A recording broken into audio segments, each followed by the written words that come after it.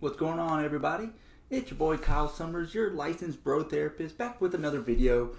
And this video is going to be talking about the psychology behind people who believe conspiracy. So, this past week we celebrated 50 years since the Apollo moon landing, and you just get on TV and you just all these documentaries are popping up as far as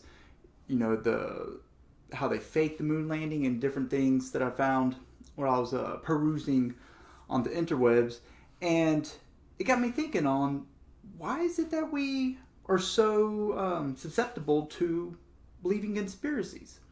And there's a lot of them. It's not just the moon landing. The moon landing is one of the more popular ones, but there's tons of them.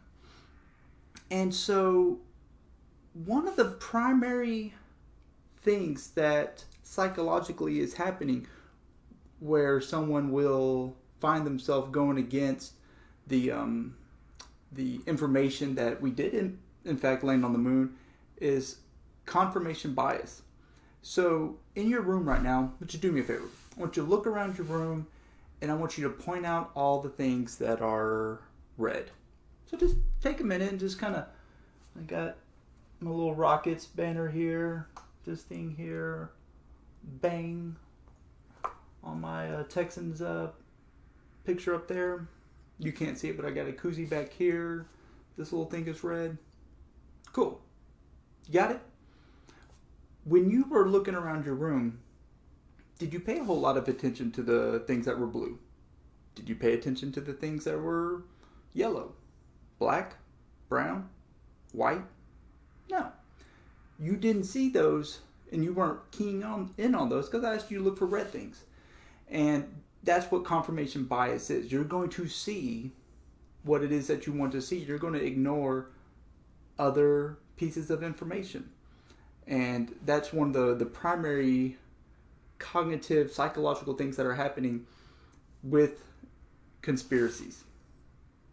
Another real common one is proportionality bias, where we tend to want to believe that there's a huge cause when something happens.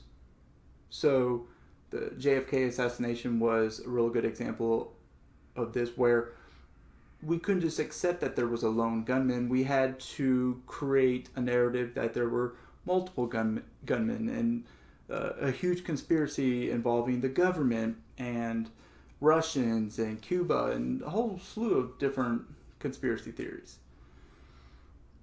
One of the things that also I think primes us to be more likely and susceptible to believing conspiracies is being lied to growing up. If you're accustomed to being told information from, say, your parent, caregiver, that turns out to be not true, false, they have a history of letting you down, you get your hopes up, you develop a bias to not believe information that you're given, which can serve you in your life in a lot of different ways. Not being naive, not being gullible, most definitely. But in terms of just talking about conspiracies, you have this general belief that, oh no, it's the government, they're definitely lying. You're primed to suspect that when you have a history of being hurt by the people that were taking care of you. Another psychological thing that plays into this is sometimes when people believe in conspiracies, it's a need to feel special and important, like they're in the know. Like you got all these sheeple out there running around believing that we landed on the moon. Idiots. I know the real truth. And so it's his way of building themselves up as a way of standing apart from the majority. You know, in watching one of the documentaries, it was showcasing photographs that didn't match up. And I'll be honest, like I'm watching this and I'm sitting there thinking, yeah, there are some questionable things about those pictures. So, my phone, I believe, has more technology than the whole Apollo shuttle. And so I have pretty much a state-of-the-art camera on here, and I'll be damned if I'll take the same picture 3 or 4 different times with my wife until I get it right, because I'll take it, I'll show her, and she'll be like, what are you looking at? No, take it again. And I'll take it, and she'll be like, no, what? And she's just baffled by the fact that I can't point the phone correctly and press a button. And she may even take it a step further and just, crop it and add some effects and do all kinds of different things to get the picture that she wants. Y'all, there was a whole bunch of guys on the moon with real hunky, huge cameras trying to take pictures. They didn't have the ability to see what they were. They probably screwed up the pictures. They brought it back. The women at NASA looked at the footage and were just like, what? Buzz, what the hell are you doing? And so maybe they did have to add some effects to make the picture better, because the guys on the moon screwed it up.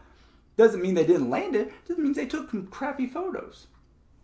Anyhow, this is my kind of take. It was I love history. I really enjoyed a lot of the documentaries talking about it. And in terms of conspiracy, there's probably a lot of things that are conspiracies that are probably right. Just because it's a conspiracy doesn't inherently mean that it's wrong.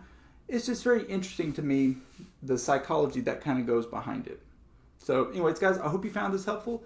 If you did, hey, subscribe, like the video, comment down below if you'd like me to make a different video. If you disagree with anything that I said, hey, I'd love to hear about that too. My name's Bro Therapist.